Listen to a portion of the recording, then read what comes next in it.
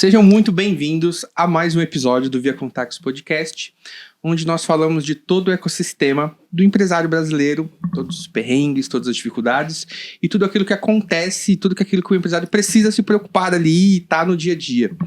E hoje a gente veio falar de um assunto muito importante, que é a fé. Como que exercer a fé ali no ambiente de trabalho, se o trabalho é lugar para isso, se não é trabalho para isso, se não é lugar para falar sobre fé no ambiente de trabalho. E eu tenho um convidado muito especial hoje, que eu tenho a honra e o privilégio de chamar de amigo também, que é o Padre Jean Medeiros. Padre, muito obrigado por ter vindo até aqui. É um prazer te receber aqui. Você sabe todo o carinho, todo o apreço que eu tenho pelo senhor. E eu queria pedir para você se apresentar. Quem que é o Padre Jean, o que o Padre Jean faz, o que o Padre Jean já fez. E mais uma vez, muito obrigado por ter vindo.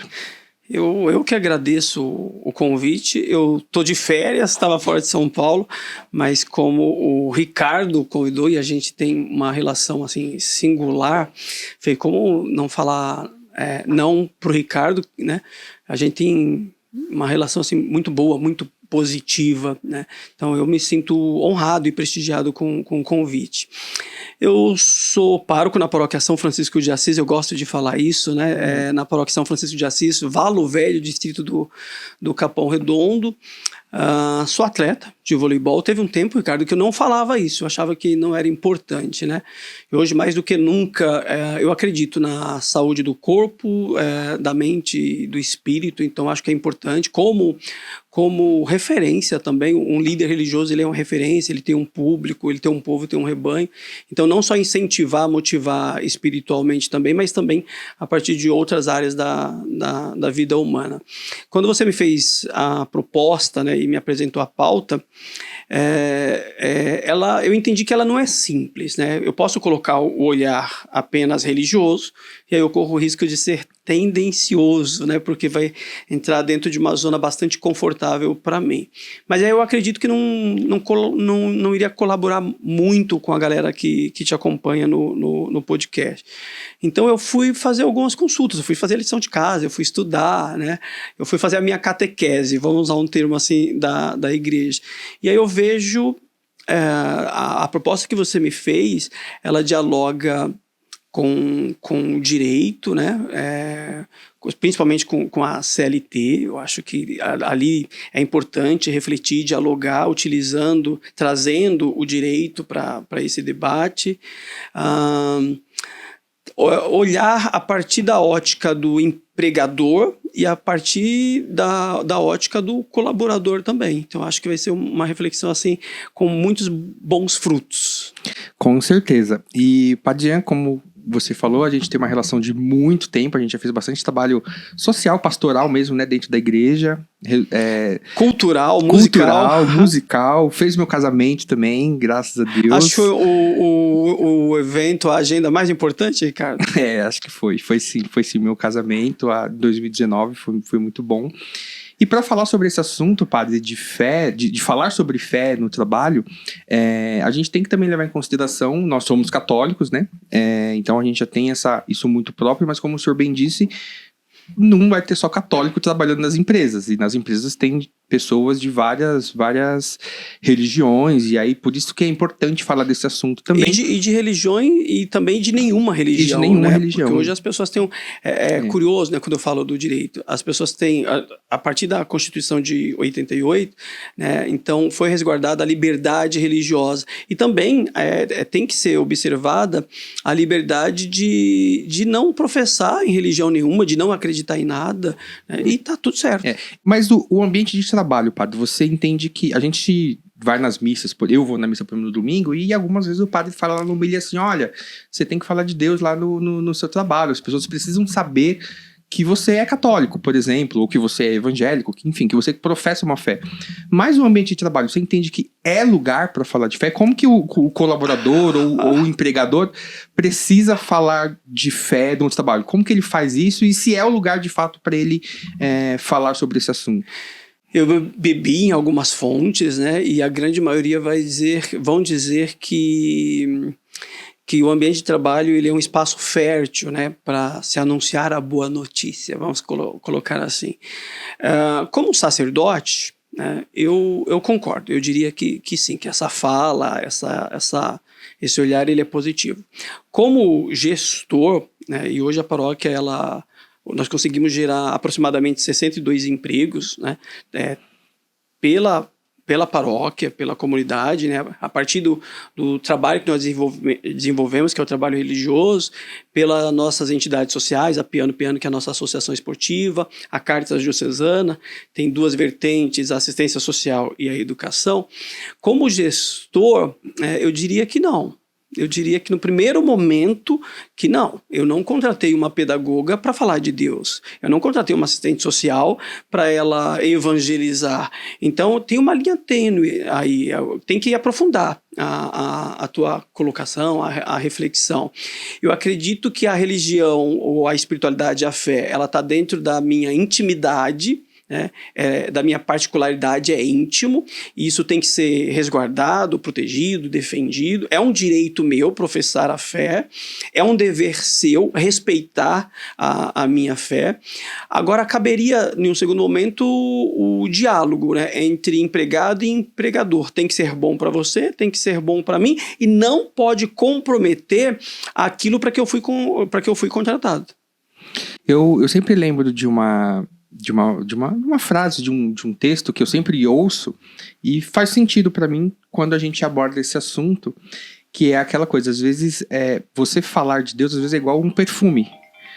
Você é igual um perfume, você passa o perfume, você não tá falando nada, você não tá se expondo de nenhuma forma, mas a pessoa tá sentindo aquele perfume, né? Então, quando você tá no ambiente de trabalho, às vezes sem você falar nada com a sua postura ou com a sua forma de se portar, de conversar, você também catequiza, né? Você também evangeliza, né? Você concorda com isso? Boa.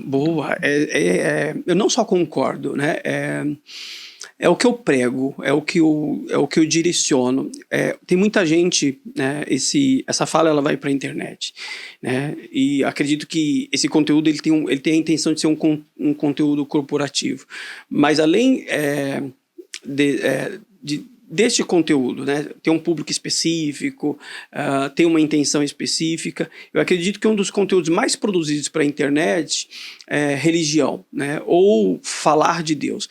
E esse é o problema. Tem muita gente falando de Deus e é muito fácil falar de Deus. O desafio do cristianismo, o desafio da fé é viver Deus, né? É viver os valores que, como você cita, nós somos cristãos, católicos, então o desafio é viver o cristianismo, principalmente dentro desse ambiente que está longe de ser fácil, que é o ambiente de trabalho.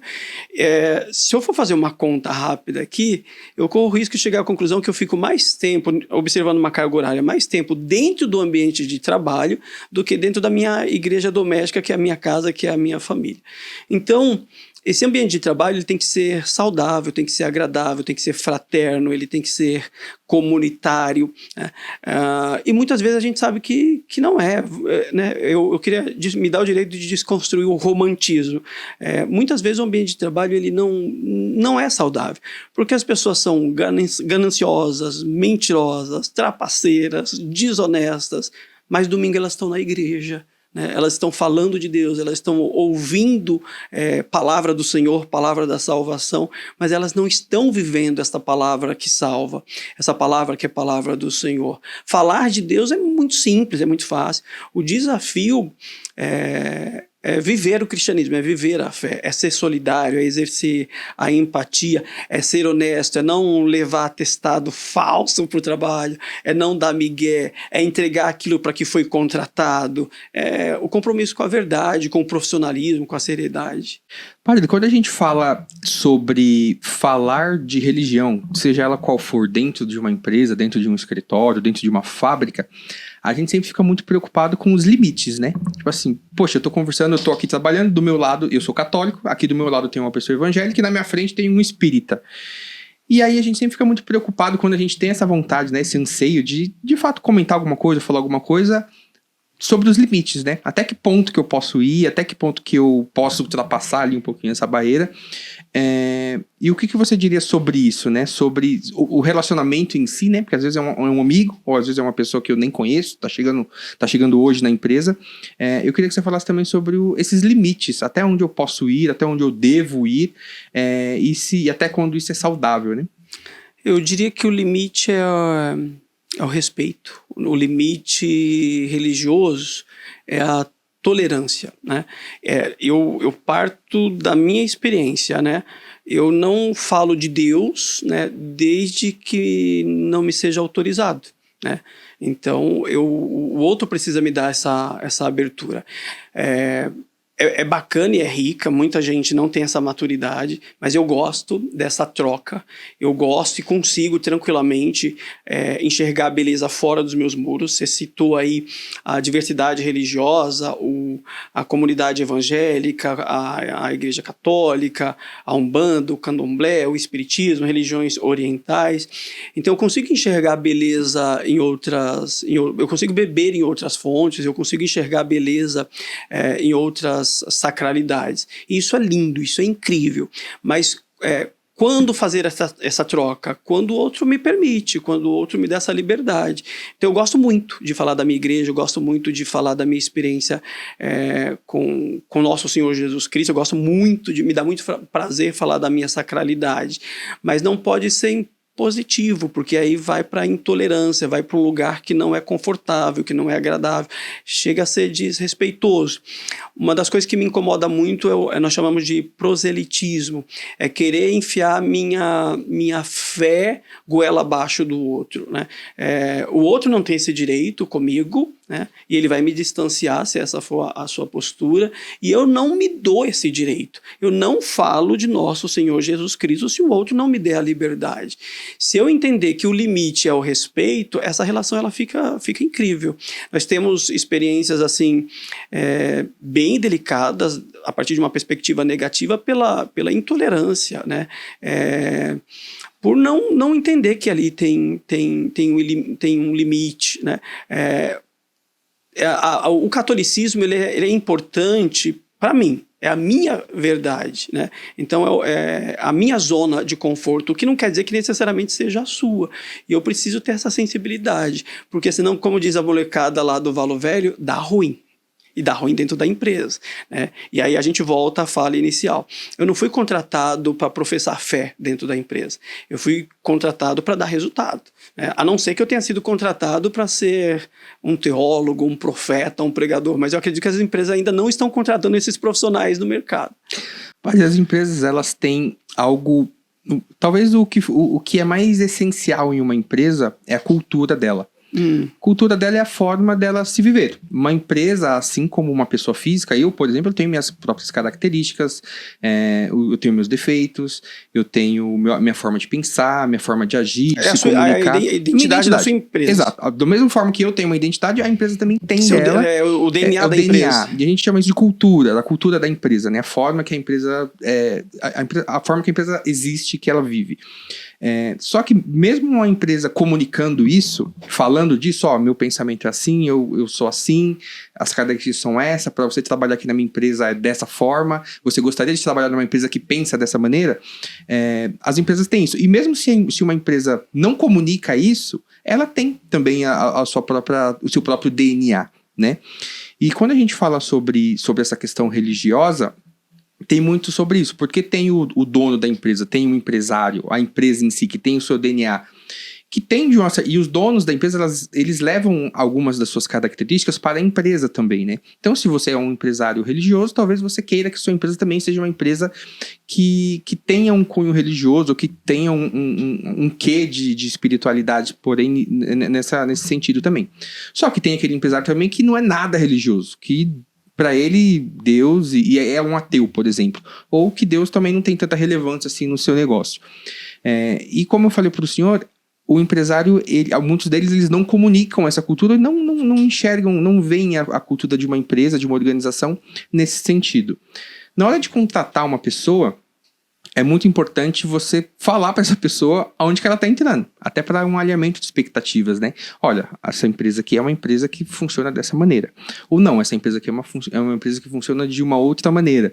Sempre falo que num processo seletivo, antigamente a gente tinha que conversar com 10 pessoas para contratar uma, hoje a gente tem que falar com 50 para contratar uma pessoa.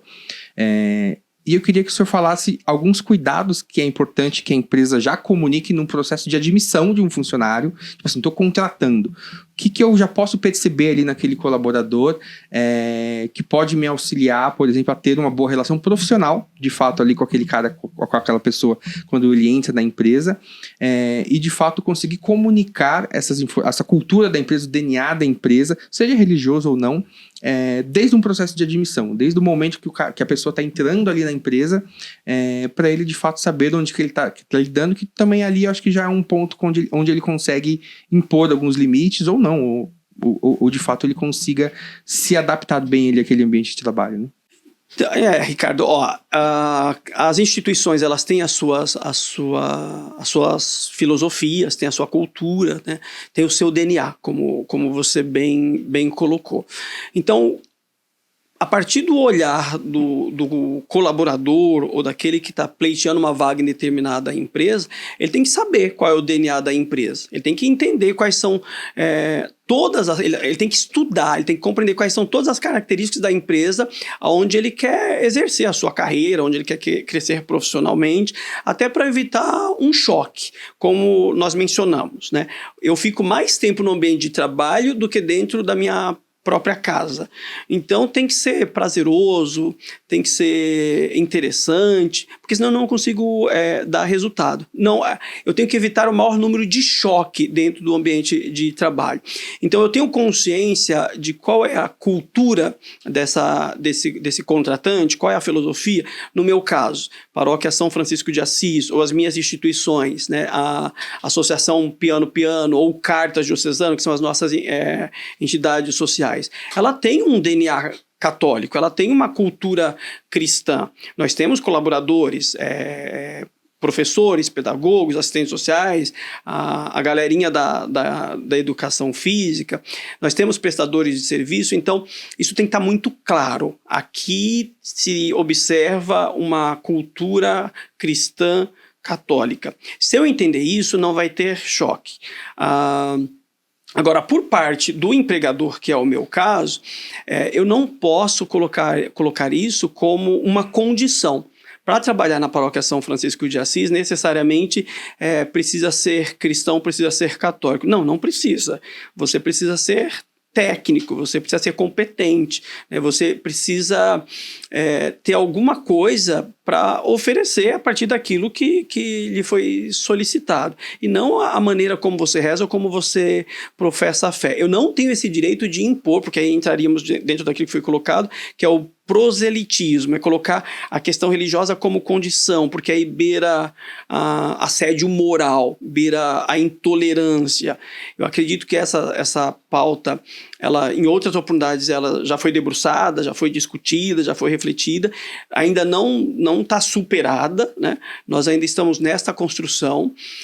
Quando eu entendo isso como empregador, aí a relação fica confortável, fica melhor, fica saudável. Quando eu entendo isso como empregado, aí também para mim fica confortável. Entrei dentro de uma instituição que observa valores cristãos. Se eu sou cristão, a gente entende que naturalmente isso vai harmonizar.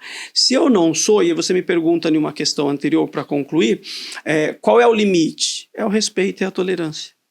Legal. Padre, para o empregador, para uma empresa, o que ela mais quer quando contrata um profissional é que esse profissional seja produtivo. Talvez no ambiente empresarial, a fé, ela fica até num segundo plano ali, né? Vamos dizer assim, porque de fato o que ele precisa, como o senhor até comentou em alguma outra oportunidade, para ser produtivo. Porque uma empresa ele precisa no final do mês olhar lá, deu receita, menos os custos, lá embaixo a última linha é lucro. É isso que a empresa precisa para de fato ela continuar vivendo e continuar cumprindo ali seu papel socioeconômico. Eu adorei essa fala, né? Agora é o contador, né? O empregador que está falando, né? Exatamente, porque a gente está falando sobre a fé, mas antes da dentro fé, do ambiente corporativo. Dentro do ambiente de trabalho, o ambiente corporativo ele precisa dar lucro no final do mês lá. Se no final ele pode ser católico, evangélico, A própria bandista. igreja, só abrir um parênteses aqui, fazer uma observação. Muitas pessoas desconhecem isso, mas a própria igreja, né? Não que o seu fim seja o financeiro, seja o lucro, né? Mas eu tenho uma conta de luz para pagar. Sim. Né? Eu tenho uma igreja para manter manutenção. Então ela passa por uma vida material, por uma vida financeira. Algumas pessoas, porque às vezes é interessante observar uma certa ingenuidade, para não falar ignorância, né? Não é São Miguel que paga as contas da paróquia São Francisco de Assis. Enfim, pode continuar. Não, eu falei isso no ambiente empresarial, né? Mas isso, como o senhor bem falou, também reflete, né? O padre, todo segundo domingo do mês lá, ele pede o dízimo Consagração do dízimo. para pagar as contas. E aí a gente sempre observa essa questão da produtividade, né? Tipo assim, poxa, no final do mês eu preciso contratar profissionais que sejam bons, que eu consiga ter o meu faturamento e lá no final, a última linha lá do DRE, que é a demonstração de resultado do exercício, tenha lucro. E aí eu queria te fazer essa pergunta. A fé, uma pessoa que seja religiosa, uma pessoa que de fato professa alguma fé, isso de alguma forma contribui para a produtividade, para a pessoa ser mais produtiva e conseguir entregar mais no trabalho, ou não? Ou isso fica num segundo plano ali, mesmo? Não, eu me dou o direito de acreditar que ela colabora sim. A partir do cristianismo, né? Não me contrariando com as questões anteriores, né? Dentro dessa questão que ela é pontual, eu acredito que ela colabora. Por que eu entendo, eu vou falar do meu universo, o que eu entendo de um cristão? Que ele tem liderança, né? Nós não formamos os nossos paroquianos para a sacristia ou para a igreja, nós formamos para o mundo. Então eu não formo uma criança na catequese para ele apenas ser um bom cristão, né? Esse cristão ele está inserido no mundo, numa sociedade que é extremamente desafiadora. E essa sociedade ela tem necessidade de gente que tem alguns valores, como honestidade, liderança, boa comunicação, caráter, empatia, solidariedade. Então, quando você tem um colaborador dentro da empresa que tem esses adjetivos que são provocados pelo cristianismo, nossa, esse cara ele é muito, muito bem-vindo. Nós não podemos colocar isso no processo seletivo, né? Nem no currículo, mas na prática, isso faz a diferença no ambiente de trabalho. Um colaborador que tenha esse espírito de comunidade, as empresas falam, né, trabalhar em equipe. Muita gente coloca isso, né? Fala uma das tuas características positivas, trabalhar em equipe. Essa é uma das características da Igreja Católica. O que nós somos? Nós somos uma comunidade. É um pelo outro. Eu detenho todos os dons? Não. Por exemplo, no meu caso, eu não canto, eu não toco. Mas o Ricardo, ele toca. Né? Então, vamos colocar em comum os dons, os adjetivos.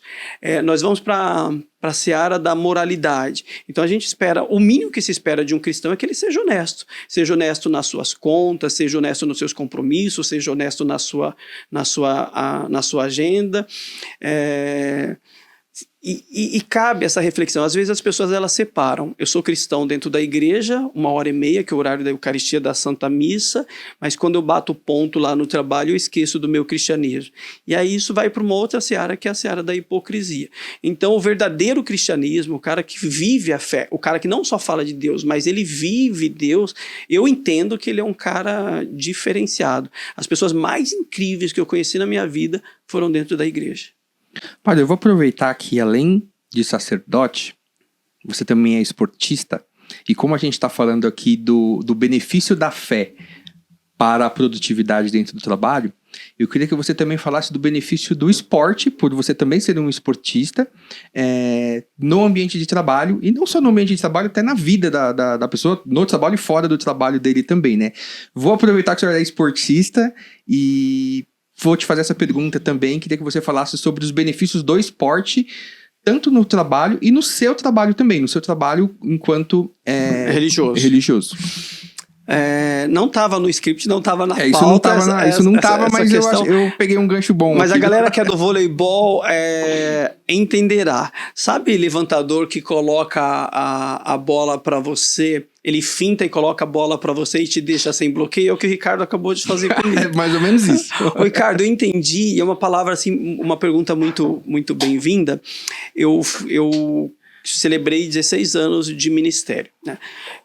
E eu achava, cara, que o meu trabalho ele era só intelectual, né? E não, eu preciso ter preparo físico. Na minha comunidade nós temos celebrações todas as noites, às 19h30, de segunda a sábado, e no domingo nós temos 5 celebrações. Então eu percebi que depois da terceira missa, eu estava com problema de lombar. Eu estava com um problema nos membros inferiores, né? Porque tem uma carga de trabalho. Então, eu entendi que eu preciso ter um corpo saudável, eu preciso ter um corpo forte para desenvolver o meu trabalho, né? Para desenvolver o meu ministério. Eu já tinha uma compreensão do ser humano na totalidade, cabeça, corpo e espírito. Quando você vai para a Idade Média, a igreja ela dá muito valor à questão espiritual e à questão intelectual, né? Mas do pescoço para baixo, né? Ela já não tem esse olhar do zelo e do cuidado. Graças a Deus superamos essa mentalidade, cada vez mais estamos compreendendo o ser humano na sua totalidade, cabeça, corpo e espírito. Então hoje eu sou super incentivador que os nossos paroquianos eles possam frequentar as academias, possam fazer ali buscar, né, um esporte onde se identifique, seja a natação, seja a corrida de rua, né. O voleibol, além de me promover, né, me proporcionar ali alguns benefícios como a cognição, o reflexo, o fortalecimento do meu corpo. Eu estou com 46 anos, então precisa de um pouco mais de cuidado. Me dá também, o esporte que eu pratico é um esporte coletivo, então ele desperta em mim, ele provoca em mim a boa comunicação. Quem pratica esporte coletivo tem que se comunicar, você tem a oportunidade de desenvolver a liderança, você tem que liderar um grupo, né? Então inúmeros são os benefícios do esporte e ele não contraria o meu trabalho, que é o meu ministério, que é a vida religiosa. Muito pelo contrário, ele agrega e acrescenta. Do ponto de vista da saúde mental, e hoje a gente fala muito nas empresas, no meio corporativo, né, sobre inteligência emocional, então o esporte ele é a minha válvula de escape, para não dar nenhuma voadora nem ninguém na igreja. Porque às vezes dá vontade, né? Não, é muito total, é difícil demais. A minha matéria de trabalho é gente, sejam os meus colaboradores, seja o povo que Deus me confiou, mas o ser humano é um dos nossos maiores desafios. O ser humano, nós somos desafiadores, né, e os outros nos desafiam. Então eu preciso ter saúde mental. E quem me garante essa saúde mental? A terapia, a psicologia ou, né, o esporte. O esporte produz endorfina, gasto ali a minha energia, o meu estresse. Ele é muito, muito bem-vindo para o meu ministério e eu diria que eu estenderia para o universo corporativo. Algumas empresas já adotaram. Sim. Essa questão tanto da questão esportiva, tanto da questão religiosa, ela também passa muito pelas questões das gerações, vou chamar assim, das gerações. Porque dentro de uma empresa, eu tenho aquele jovem, 20 anos de idade, que é dessa geração atual, mas eu também tenho aquela pessoa que é um pouco mais velha, 40, 50 anos, assim, que é de uma outra religião, não. Eu sou velho. É, mais ou menos isso. Brincadeira, padre, não foi isso que eu quis dizer. Mas ele é de uma outra cabeça, de uma outra criação, veio de uma outra realidade. Ele aprendeu talvez coisas diferentes sobre fé, ou sobre esporte, ou sobre trabalho, diferente do que o jovem hoje de 20 anos aprendeu, e o que ele vê hoje, né? Então tem muita diferença de religião. Você vê, e aí vem aquela coisa, né? Poxa, como que um jovem de 20 anos, que tá ali no grupo de adolescentes da igreja, aí chega no trabalho, tem um senhor de 50 anos que nunca ouviu falar de Deus e tá ali. Ou que o jovem de 20 anos, ele vai na academia todo dia tal, e tem uma pessoa ali que não gosta de esportes, é um gordinho e tal. E tem toda essa diferença, tanto de idade, tanto do espectro religioso, do espectro de estilo de vida. Cultural, né? Cultural. E aí é um dos grandes desafios do gestor, né? A gestão de pessoas, né? Você falou que a sua matéria-prima principal é gente, são pessoas. A minha também é, né? Enquanto eu tô aqui gerindo uma empresa. É curioso, porque para nós que estamos do lado de cá, a gente entende que a matéria de trabalho do contador são os números, né? E não. Não é, exatamente não é. Porque eu posso ter um contador de uma característica A e posso ter um outro contador de uma característica B. E eu tenho que fazer esses dois contadores darem o mesmo resultado lá no final, né? Então eu preciso chegar num fim com meios diferentes, mesmo sendo os dois contadores ali, vamos falar dessa maneira, né? Como que se relacionar com diferentes... E aí eu queria que você falasse um pouco dessa questão da idade e de gerações diferentes, né? Como que você vê a mudança das gerações, o que você viu lá da geração passada, dos nossos avós, e dessa geração nova e das próximas que vão vir, como que lidar com essa questão das pessoas, da religião, do esporte... E dos meus desafios e dos seus desafios para conseguir organizar essas pessoas no mesmo objetivo comum ali, né? Entendi. A diferença ela é linda, Ricardo. A diferença ela é linda, ela é bem-vinda, né? Essa possibilidade de beber em outras fontes, em outras culturas, em outras gerações. O tempo todo nós estamos nos conectando. A gente fala, é um vocabulário da internet, né? Nós precisamos nos conectar. Não só me conectar com os pares, né? Mas também me conectar com a diferença. Então, essa troca de um profissional mais experiente, que já tem toda uma trajetória dentro do universo corporativo, já tem toda uma caminhada dentro da igreja, com essa geração que está vindo com muita energia, com muita vontade. Eu acredito que ambos vão ganhar, né? A beleza do relacionamento interpessoal é justamente a troca.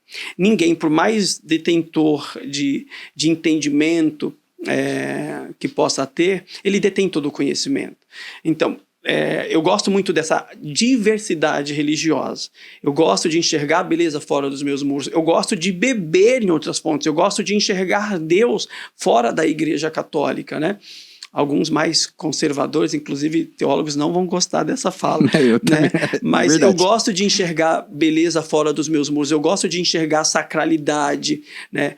A partir de outras realidades. Isso enriquece a minha formação cultural, isso me enriquece enquanto líder religioso.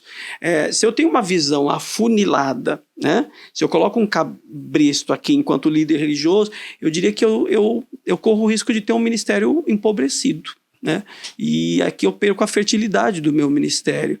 Nós vivemos em sociedade, e a sociedade ela pode ser tudo menos singular, ela é plural. Então essa abertura, né, ao novo, à diferença, ela é enriquecedora, ela é belíssima. Então, dentro aqui, né, desse podcast, quantos talentos, quantos dons, quanta diversidade. E isso é muito bem-vindo para a sociedade. Cada um oferta aquilo que tem. E isso faz com que a sociedade, a comunidade, seja a realidade que ela é. Eu preciso de todos, eu preciso da diferença. Imagina se todos fossem padres, o mundo entraria em extinção. É verdade. É verdade. Padre, você falou uma coisa agora que me chamou a atenção por sempre um comparativo que eu sempre pensei, fiz reflexões sobre isso, e aí eu queria te ouvir sobre isso. Nós somos católicos. O católico, ele tem ali na sua essência ali a evangelização, tipo assim, a conversão, tipo assim, olha, eu preciso falar de Deus, eu preciso pregar, eu preciso cantar, eu preciso pregar para uma outra pessoa me ouvir e se converter também ao catolicismo. O catolicismo, ele cresceu dessa forma, né? Poxa, eu vou convertendo, vou criando as comunidades vai falando, e outras pessoas vão ouvindo, vão gostando e vão se convertendo. De uma outra forma, de um outro lado, eu sempre me peguei pensando muito nos judeus. Eu não vejo isso no judeu em si, essa questão da evangelização. Cara, ele é judeu, quietinho, cara, eu sou judeu, pronto, acabou. Não tenho que converter ninguém, não tenho que falar disso pra ninguém. Estamos aqui na nossa turminha aqui, a gente faz os nossos negócios aqui entre nós mesmos. Judeus, é muito comum, né? Os judeus fazem negócio com o judeu, não faz negócio com... Eles têm um grupo ali deles e tá fechadinho ali. Não tem essa questão da evangelização, de falar, de pregar, que o católico tem. E os judeus, ele faz muito negócio com ele mesmo ali, né? Com o grupinho dele mesmo ali. Você vê isso também dessa maneira, essas diferenças, e como que eles se relacionariam, ou não se relacionariam também, né? Porque talvez não seja uma relação que possa acontecer, ou que pode? Como você vê essa discrepância entre o católico e o judeu ali em relação a negócios?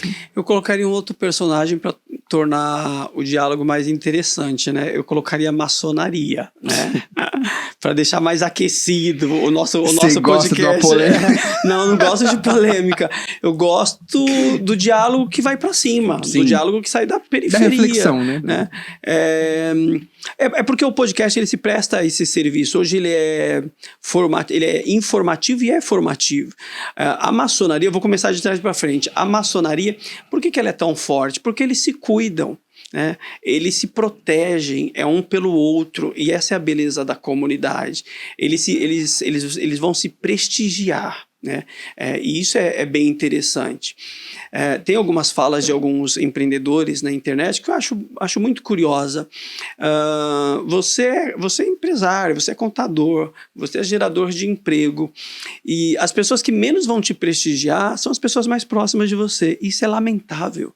Isso é triste, isso é de uma mediocridade muito grande, é de uma pobreza emocional muito grande. O teu sucesso me incomoda,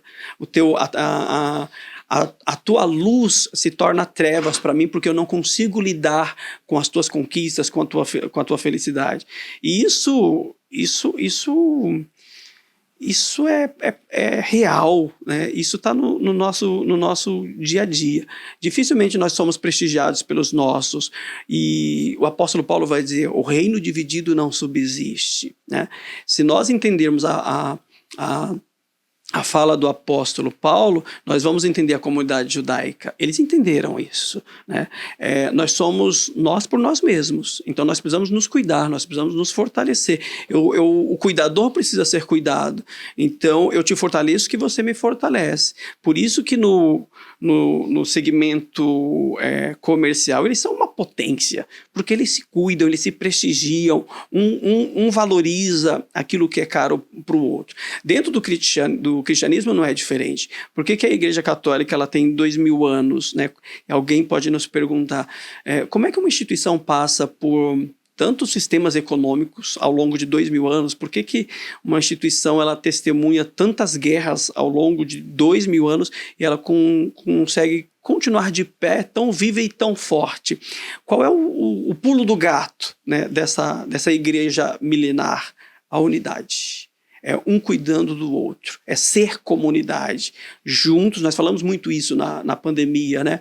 Juntos nós somos mais fortes. Eu te prestigio, você me prestigia. Eu te fortaleço para você me fortalecer. Eu vou te deixar grande, Ricardo, porque quanto maior você for, mais ferramentas você tem para cuidar de mim. Acho que essa é a primeira questão. A segunda questão o mundo é cíclico, a sociedade está em movimento, então teve um tempo que nós falávamos mais abertamente, eu não vou dizer se isso era certo ou era errado, sobre o amor de nosso Senhor Jesus Cristo. Hoje eu preciso fazer algumas observações.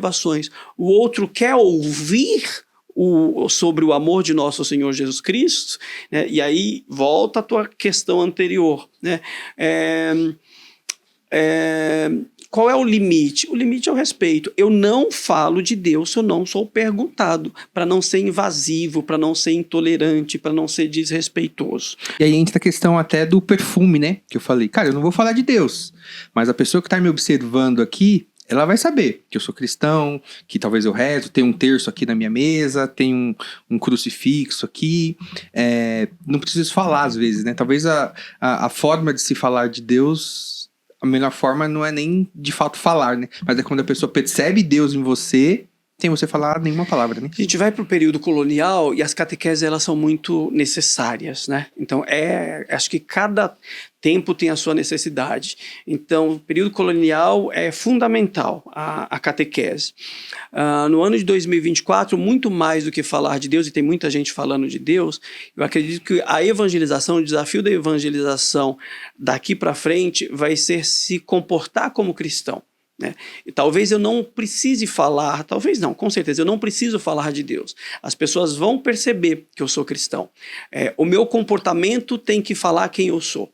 Então eu sou honesto, eu sou respeitoso, eu observo valores como a moralidade, como a ética, eu sou um bom profissional, eu não entrego atestado falso no ambiente de trabalho, eu não dou migué, eu não puxo o tapete de ninguém, eu não sou trapaceiro, eu não quero nada que não seja do outro, eu observo o pecado da língua, né? Então eu cuido da minha própria vida e da minha agenda, e já mal dou conta, como é que eu vou dar manutenção na vida do outro? Deus deu uma vida, eu compreendo que Deus deu uma vida para cada um e eu sou responsável pela minha própria vida, eu só entro na vida do outro se o outro me autorizar. É o perfume. Por onde eu passar enquanto cristão, eu tenho que deixar pegadas de cristianismo. E, de repente, as pessoas vão perceber, esse cara... de repente não, as pessoas vão perceber. As pessoas estão muito espertas. Hoje as pessoas desenvolveram uma sensibilidade. Então, quando entra uma pessoa dentro do meu ciclo, eu já sei se esse cara ele vai agregar, se ele vai acrescentar ou se ele vai se subtrair. Então, hoje nós desenvolvemos uma sensibilidade, né, e nós cristãos temos essa sensibilidade muito aguçada. Né, e não é só sobre o amor de Deus, não é só sobre ser cristão, é sobre os valores, os frutos que o cristianismo produz. Padre, um outro assunto que às vezes é muito, não diria polêmico, mas eu diria mal interpretado, ou enfim, talvez você tenha uma colocação melhor, é sobre prosperidade.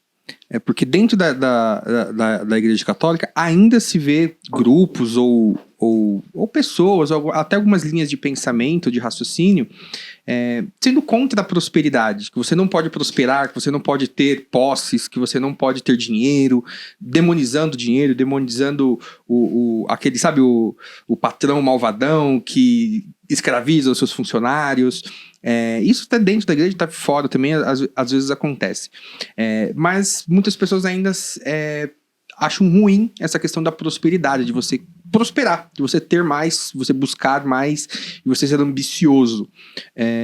Você vê isso, que isso existe, isso acontece dentro da igreja também, e fora também. Como que você enxerga esse ponto da prosperidade dos negócios? Se é errado eu enriquecer, se eu tenho que me contentar ali com aquele pouco que Deus já me deu? Como que você enxerga esse ponto? Hipocrisia. Hipocrisia. Sem recurso, eu não consigo manter a igreja aberta, Ricardo. Me pergunta quanto é a conta de luz da minha paróquia. As pessoas querem uma igreja limpa, as pessoas querem uma igreja aberta, as pessoas querem qualidade de um serviço, isso tem preço. Minha conta de luz é R$6.000. Padre, como fazer para diminuir a conta de luz da paróquia São Francisco de Assis? Fecha a igreja, diminui os horários de missa, trabalha menos. É que a igreja tem essa questão dela, tem que estar aberta, né? Mas tem custo, você abriu, tem custo. A pessoa tá passando ali na rua, tá com uma dificuldade. Tem material de limpeza, tem material de limpeza. Então, eu não consigo negar essa realidade material, essa realidade econômica. Ou o indivíduo ele é muito ingênuo, né? Ou é uma hipocrisia. Na verdade, eu preciso dos bens materiais para tudo, para pagar a conta de luz de uma igreja. Eu preciso dos bens materiais, eu preciso do dinheiro para rezar. Né? A vela ela não é de graça. Né? Alguém está pagando essa conta. Né? Eu não gosto o caminho, o lugar para onde foi a prosperidade, eu acho que se tornou pejorativo. Eu trocaria a palavra prosperidade por dignidade. Desde que seja essa prosperidade ou essa dignidade, desde que ela seja fruto do meu trabalho, né, arregaçar as mangas, desde que ela seja fruto do meu levantar no amanhecer de uma segunda-feira, tá tudo certo. É trabalho, é fruto do teu conhecimento, é fruto do teu suor, é fruto das tuas 12 horas de carga horária, né, de vida profissional. Tem problema nenhum, Ricardo, em prosperar. Porque a prosperidade ela vai colocar o pão nosso de cada dia na tua mesa. Que o povo brasileiro, todo o povo brasileiro tivesse acesso à prosperidade. Eu não precisaria entregar a cesta básica na igreja. As pessoas, consequentemente, iam ter acesso à saúde de qualidade, à educação, ao entretenimento, à cultura, a esporte. Você me perguntou a importância do esporte. O esporte não é para todo mundo. Chuteiro é caro. Bola é caro. Talvez aquele horário da academia, eu não consigo ir na academia porque a academia é particular. porque tem que pagar. Então, eu não gosto dessa hipocrisia.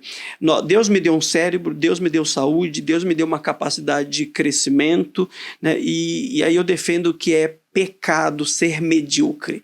A ambição é o que faz a roda girar. Você fez faculdade. Então, não é o ensino superior. Eu não vou romantizar o ensino superior, é o mal necessário. É extremamente desafiador. Você tem que abrir mão de 4 a 5 horas do teu dia. Você tem que abrir mão de sábado, de domingo. Você dorme mal pra caramba. Você tem TCC, você tem 1 milhão de trabalho para entregar, mas é o processo. Eu tenho que passar pelo processo.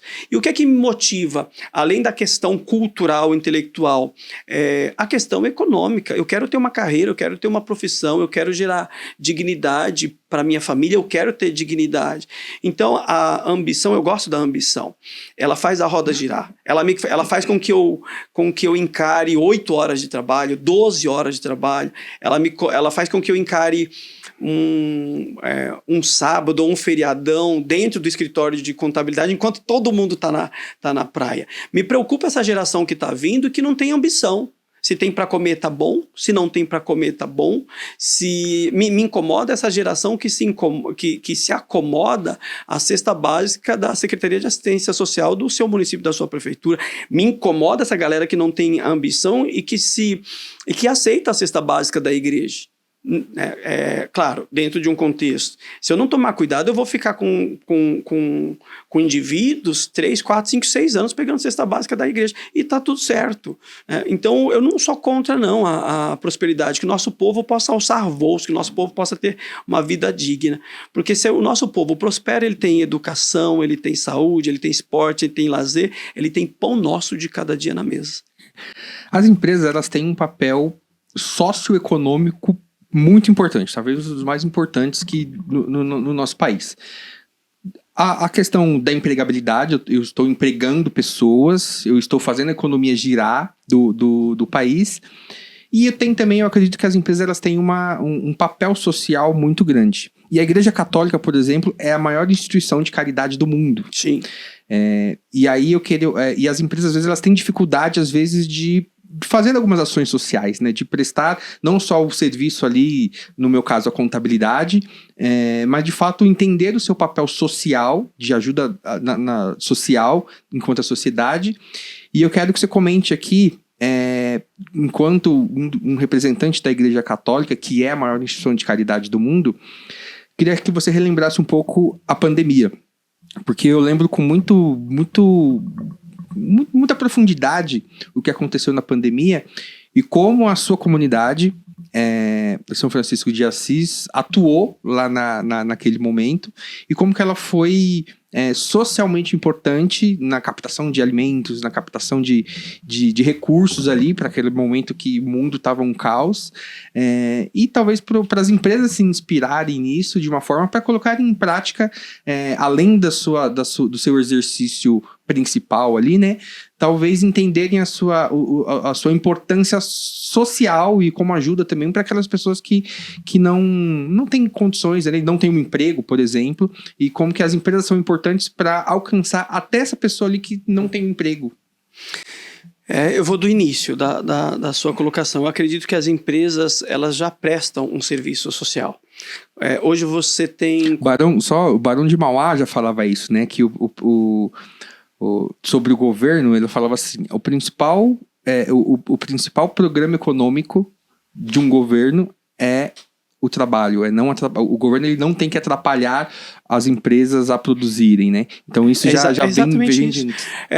Eu vou te para construir a reflexão, eu vou te fazer uma pergunta. Quantos colaboradores você tem hoje na tua empresa? 10. Qual o nome da tua empresa? Via Contax, Contabilidade Digital. Então, você já presta um serviço social. Você colocou pão nosso de cada dia na mesa de 10 famílias, né? Então você já é um colaborador dessa sociedade. Isso já é um trabalho social.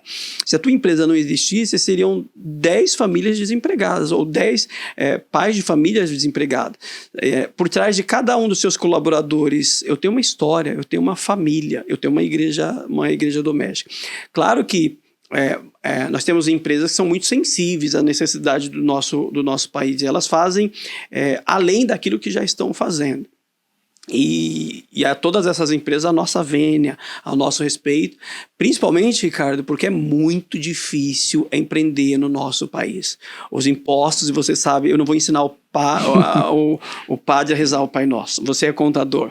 Como é difícil manter uma sala aberta, manter uma empresa, manter os funcionários todos regulamentados, registrados, observando a CLT, ou seja a MEI. Então, as empresas brasileiras, a nossa vênia e todo o nosso respeito. A Igreja Católica, por que ela está lá na obra de caridade, né? Eu entendo que a igreja ela caminha por duas pernas muito fortes: a fé e o trabalho, né? A espiritualidade, a oração e a caridade. Então essa é uma das principais características da Igreja Católica, quando você cita a instituição que mais se pratica a caridade no mundo, né? Esse é o nosso DNA. Mas por um outro olhar, por uma outra reflexão, por que a Paróquia São Francisco de Assis, no período de pandemia, ela distribuiu 170 toneladas de alimentos para a comunidade do Valo Velho e para o entorno?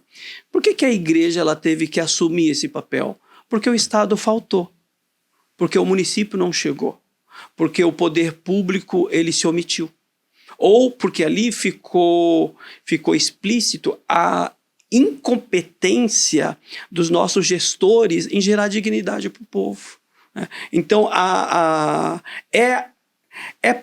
no primeiro momento, seria a responsabilidade da Igreja Católica? Não. Eu adoraria ficar na sacristia só rezando, mas não dá para rezar com fome. Não dá para rezar desempregado. Não dá para rezar. Teve uma experiência na pandemia, nós tínhamos ali o isolamento social. E nós tínhamos 3 quarteirões de filas. As pessoas dormiam, nós entregávamos as cestas básicas na terça-feira a partir das 9 horas da manhã. As pessoas iam dormir na calçada da igreja na noite da segunda-feira para reservar o lugar e reservar a sua cesta básica. E uma das premissas da pandemia era o isolamento, principalmente um público que era muito vulnerável, que eram os idosos. E aí eu passava, né, pela fila, de máscara, higienizando as mãos, distribuindo máscara também, porque a principal responsabilidade eu entendia que era minha. E aí eu encontrei uma senhora, né, muito senhora, com uma criança. E aí eu brincava até para tornar a situação mais leve, porque ela era muito, muito triste. Eu confesso para você que depois que eu fazia esse check-in, eu ia para o banheiro e chorava. E chorava muito, né? Cada pessoa com quem eu me conectava era uma experiência, né? E eu percebi o quanto estava difícil, o quanto a situação estava perversa e sem perspectiva de melhora. E eu perguntei para aquela senhora, que era do grupo de risco: por que a senhora está na fila? E ela falou para mim, ela estava com a netinha dela, falou: padre, o senhor já passou fome? Eu falei: não, graças a Deus eu nunca passei fome. Ela falou: então, eu vim do Nordeste, eu já passei fome.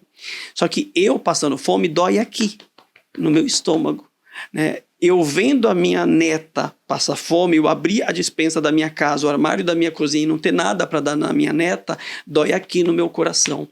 Então, eu sei do risco do Covid-19, né? Mas dói muito mais, o meu medo é muito maior a gente morrer de fome dentro de casa do que morrer de Covid, né?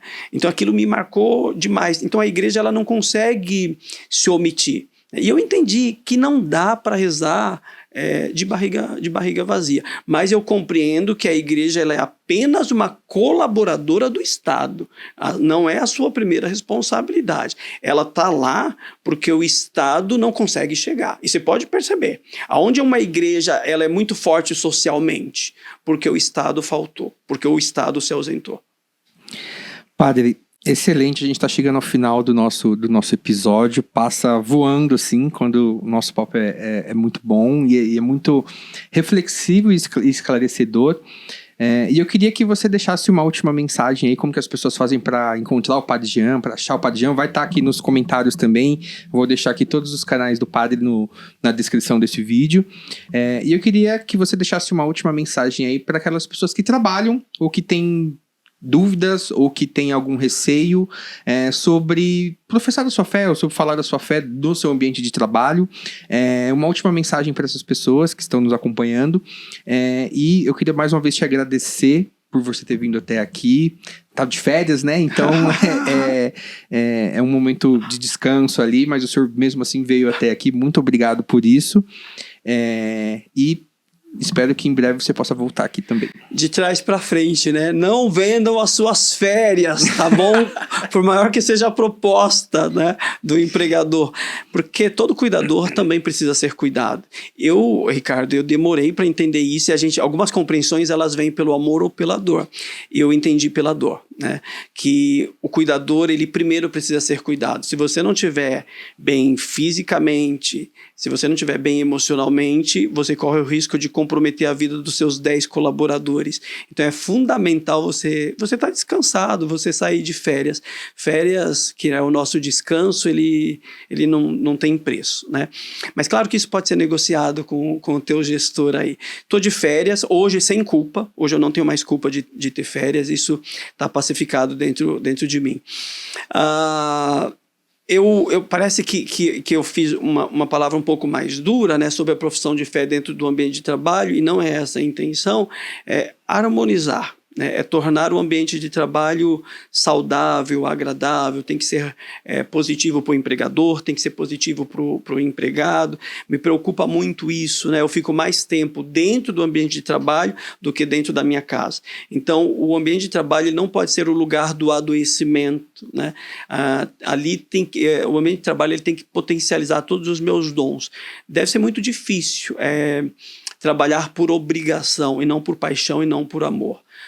Contrariando isso, eu dou o testemunho. É incrível a gente fazer o que a gente ama, ser remunerado, né, no cumprimento da tua vocação. Então, o que você puder colaborar para tornar o teu ambiente de trabalho saudável, gaste energia nessa intenção, mais do que nunca, ambiente de trabalho saudáveis. Tem uma frase do Santo Padre, o Papa João Paulo II, é um documento que ele escreve aos artistas. Ele diz que Deus é o único que cria, Deus é o único criador. Nós, contadores, galerinha da comunicação, religiosos e profissionais, né, de outras áreas, nós somos apenas artífices. Nós vamos dar forma àquilo que Deus criou. E isso é incrível. Eu vou empregar ali naquilo que Deus me confiou a partir de como eu tô espiritualmente. Então, se eu tô numa vibe boa, se eu tô numa vibe positiva, se eu tô bem comigo mesmo, se eu tô feliz, se eu tô motivado, o resultado vai ser incrível. Então, que nós possamos produzir resultados incríveis. Esteja você na realidade que você tiver inserido. Que não seja a motivação apenas o pão nosso de cada dia. É extremamente importante, mas que essa não seja a única motivação. Sobre a questão da fé, tolerância. Eu posso não concordar com a profissão de fé do outro, mas eu não tenho o direito de desrespeitar. Eu respeito para ser respeitado. E vou reiterar isso, né? Eu sou chamado a enxergar beleza fora dos muros. Padre, mas por que você consegue enxergar? Como você consegue enxergar beleza fora dos muros? Não foi só rezando, foi lendo, Ricardo. E aí aqui a leitura, a formação cultural, ela é importante, é extremamente importante. Um dos principais inimigos da intolerância é a ignorância, a falta de conhecimento. Tem a galera religiosa gosta muito de movimentos de cura e libertação, de instrumentos de cura, né? Tem um instrumento extremamente poderoso para a cura da intolerância e do preconceito: livro, leitura. Esse instrumento ele é bastante eficaz. E por fim, eu acho que uma bênção, né? Com certeza. Que Deus abençoe os profissionais, cada um no seu segmento, que vocês possam alçar grandes voos. Voltando à questão do Ricardo, né? Eu sou totalmente contra a pobreza, não fazemos apologia à pobreza, não fazemos apologia, não somos da cultura da teologia da prosperidade. Isso para nós, Igreja Católica, não existe. Mas nós também não exaltamos a pobreza, né? É que o nosso povo tenha vida e vida em abundância, que o nosso povo possa crescer, prosperar, que o nosso povo possa ter dignidade. O Senhor esteja convosco. Ele está no meio de nós, que desça sobre a tua carreira, os teus projetos, o teu trabalho, os teus sonhos. Ainda nesse início do ano de 2024, a bênção do Deus Todo-Poderoso, Pai, Filho e Espírito Santo. Amém. São José Operário, rogai por nós. E a galera me acha no Instagram, Padre Jean, com G, tá bom? É que aí dá confusão com o meu pároco, né? O meu pároco é o Padre Jean Ruse, e aí tem o Padre Jean Medeiros. Eu tenho a graça de ter 2 Jeans como amigos e como padres, mas é o Padre Jean Medeiros e o Padre Jean com G, né, padre? Exatamente, Padre Jean com G. Padre, mais uma vez, muito obrigado. É sempre muito bom conversar com você, te ouvir. Muito bom, muito obrigado mesmo. E para você que nos acompanhou até aqui, muito obrigado também por ter ficado conosco até agora. Te espero no próximo episódio. Até mais.